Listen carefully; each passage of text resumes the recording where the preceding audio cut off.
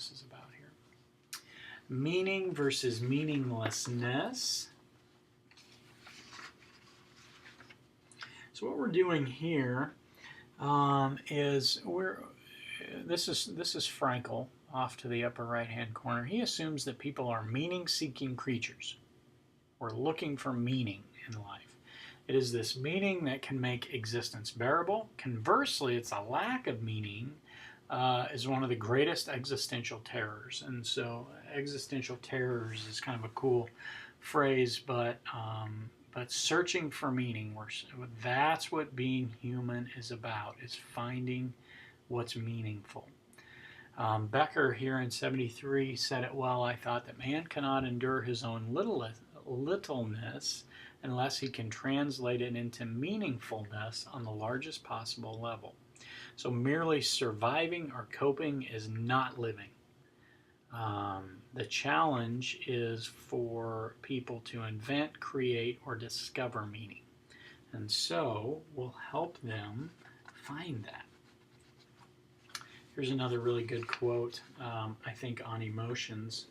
So Hoffman goes on here to say, much of the field of psychology has come to see unpleasant emotions as negative and something to merely be coped with or survived. Existential offers an alternative through seeking to reclaim the variety of human emotions as being valuable and beautiful. This does not discount the significance of the problem in living that results from unpleasant emotions or the possibility of these emotions existing in excess at times. Rather, it creates a place for these emotional experiences. And so it really here is saying that we want to embrace our emotions. A lot of what we seem to be doing is trying to fix them, make them go away, control them, and existential is saying, these are valuable, these are beautiful. Don't make them go away. Anxiety. Here we've got a picture of May, and remember, Rollo May, with his tuberculosis diagnosis, had a significant amount of this, and so. He says anxiety is a natural part of life. Embrace it. That's more of that tendency of society to make things that are uncomfortable go away. Don't do that. Embrace them. Tension in areas creates anxiety.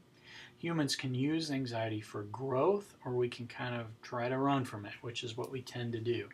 So work to become more aware of our emotions and then consciously find how we can best utilize them. There's no one correct way to use our emotions. What's important is that we find a way to do this that's consistent with who we are and our values. So we're not avoiding anxiety, we're opening up to it for personal growth, for information, learning how to accept it, those kinds of things. Just a quick point on what would be normal anxiety versus neurotic anxiety.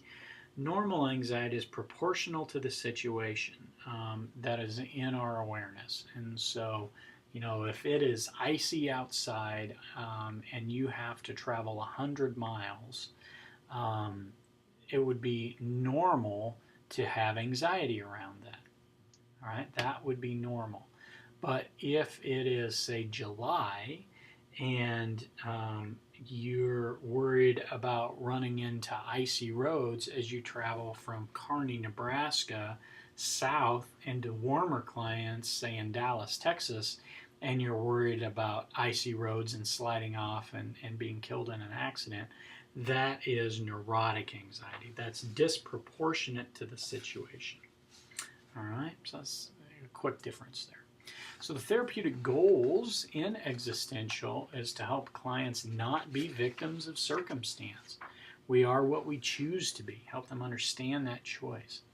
Help clients get that they aren't being honest with themselves and they're not leading authentic lives. Take responsibility. Stand up. Take responsibility of it. Increasing awareness of clients' lives and other choices that they have. They're choosing one choice, but helping them understand that they've got other choices they can make. And then helping them find meaning in their lives. So the relationship counselor-client here is one of respect. There's a genuine concern for the client. It's very empathic, high warmth, those kinds of things. Counselor shares their reactions with the client, acts like a mirror to help them. And so this is a little bit of some of the psychoanalysis part coming out on as well as Carl Rogers, where we are reflecting, we're telling them how they're impacting us, not interpreting for them per se, more as a mirror. This is what I'm wondering about. This is how I'm feeling right now as you're talking. Those kinds of things. Techniques. All right, so this is left blank intentionally to symbolize that there really are no specific techniques to existential. There's ideas. Remember, this is a philosophy, not a theory. And so the techniques are really